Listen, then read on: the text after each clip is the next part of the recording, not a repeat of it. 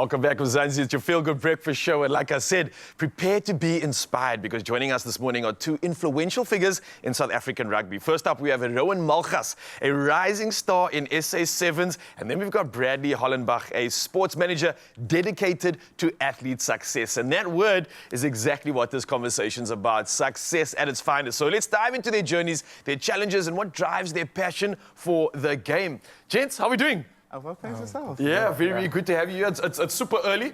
I know you're not often waking up this time for practice or training, but first job well done. Listen, Rowan, I want to talk to you first from Kennard to the national stage. Obviously, your upbringing has influenced your rugby career in quite an interesting way, to say the least. Talk to me about how this has kind of shaped you to this moment here, because it's been an interesting journey up until this point, right? Yeah.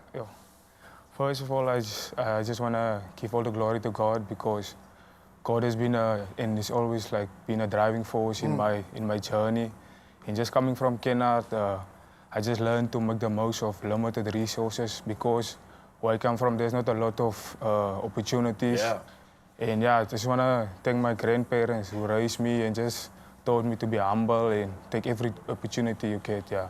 And that's where my journey started in Kennard, playing touch rugby in the streets with my friends. And went to primary school, started playing rugby in grade 4, and got opportunity to go to high school, Priska, where they gave me like a scholarship from grade 10 to 12. And I think there's where my rugby started to get serious, because I made the Craven Week squad for Greek was. And that's a big step. Yeah, that's a big step. That's like we've arrived now, yeah. And then 2019, I decided to take a gap year, and that's why I met Coach Brett.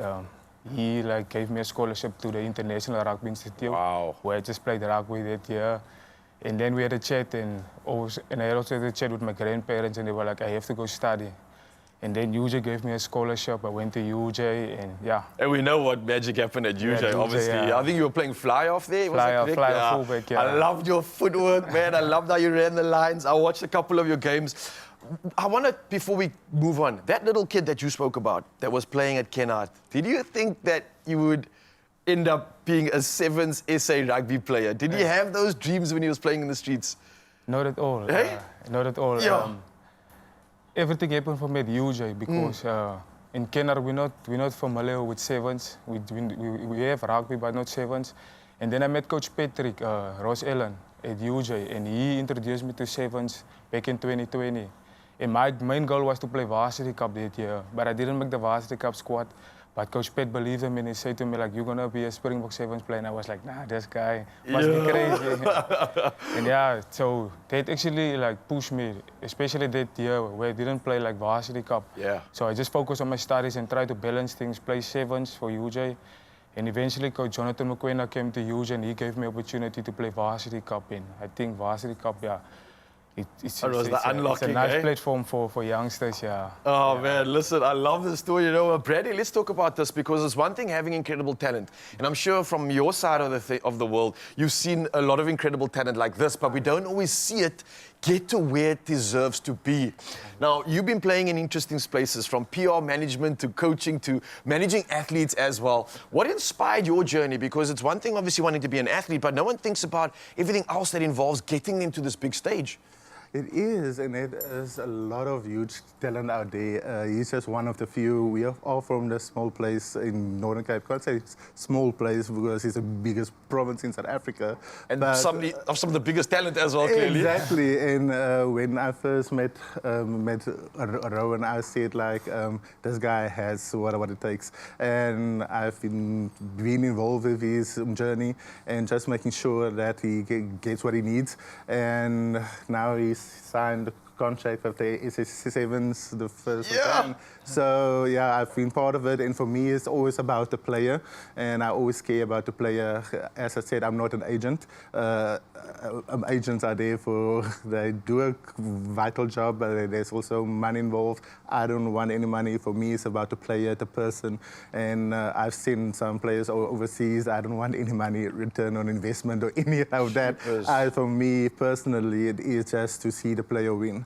And as he said, his grandma, granddad did look after him. For me, it's a special place in my heart because he also has to provide, give back as well. So that is what's special for me. Hey man, Bradley, that is incredible, especially knowing that you're doing this purely out of passion. You don't want anything in return, and I think that's such a beautiful win. If there were more people like you in the world, hey, we would be dominating. We would be absolutely winning. Rowan, what's it like now transitioning from all these different teams, growing? Now you've arrived, man. Sevens Rugby, this is a complete different caliber. What's this experience like for you? Talk to me about it, man. Yo, it's crazy. Like, Yeah?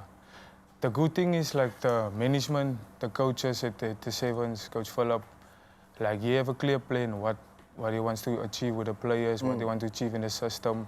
And I also think like players like Sjalvan, Dierwald, Shakes, Impy, all those experienced players, they helped me a lot. And yeah, I think they help players coming into the system a lot. And for me, it's just to learn from them and just to serve the system. And yeah.